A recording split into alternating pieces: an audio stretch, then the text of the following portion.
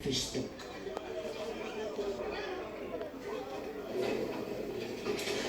Now, still staying on issues of maritime security, the National Security Council says it is adopting stringent measures to address security along the maritime borders of the country. Now, illegal fishing in Ghanaian waters has over the years been a worry as part of plans to curtail illegal happenings along the country's maritime boundaries.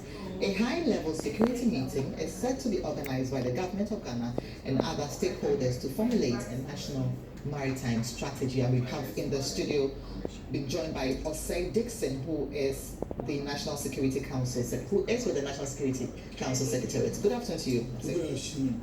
Now, so why have we existed without a maritime strategy for all these years?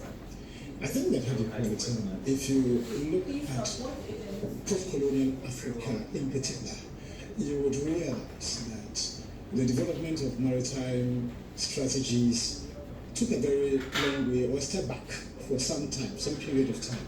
Largely because the nation states, the post-colonial states, were largely constrained by internal issues. They were more focused on those ones, and they were concerned with offshore matters and things like that. There was late development of serious activities at sea. For example, commercial activity in the area of like oil and gas and things like that. These things were later discovered. And just when these resources, hydrocarbons, were discovered, that increasing attention came. And so the nature of the threats that had been directed towards maritime infrastructure, subsea structures, and things like that took some time in coming. No, so what is a maritime strategy?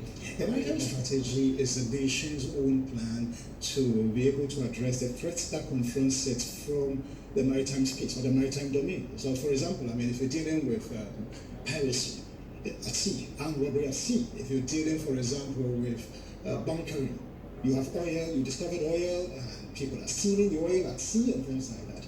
Then you begin to realize the enormity of it. Pollution issues become a very important segment. So long as you're focused on onshore resources or coal, other areas, you are deflected from looking at those blue economy issues, things in the marine space. Now, Ghana in 2010, for example, discovered oil, and it became very, very material that we start addressing resources or focusing resources on how we protect subsea infrastructure. How we protect our fishermen, how we protect, because attention was then going to shift definitely from other areas, from the Gulf of Aden to the Gulf of Guinea, from Nigeria to Ghana, from Benin to Ghana, and from Ghana to other places. So these are a response to the threat levels that increasingly we're beginning to see. How crucial will this strategy be in addressing illegal fishing practices, for instance? Well, I think that's how they call it in a number of ways. One is that there's the issue of petrol, for example. And it's important that we look at the various institutions and harmonize their activity or their joint effort and operations to be able to stem activities or threats that confront fishermen. You would also realize, we live in a region.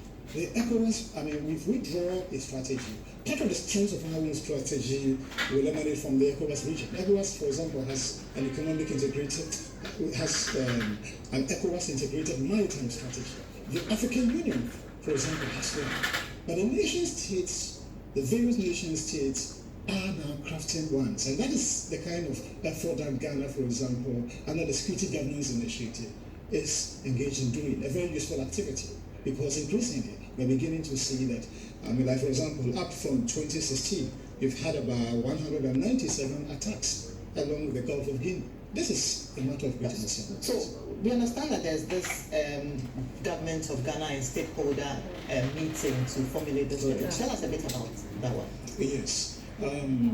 So under the Security Governance Initiative, we have Ghana government has made commitments towards getting stakeholders who are within the maritime domain to synergize their efforts. You remember that from 2010 we've had a Marine Police, you've had the Navy, you have Ghana Maritime Authority, the GMA, as key regulator of the maritime sector. There's an increasing need to synergize those efforts with the Fisheries Commission and with EPA and so on and so forth. Other organizations who have equities within the maritime domain. It's important that we synergize the effort. At national security, our effort is to bring those stakeholders who bear on security, all of them together. So largely, the whole effort is to ensure that we speak with one voice, see the threats from different angles, and then address them as appropriately as possible. Thank you very much, Osei Dickson, who is with the National Security Council Secretariat.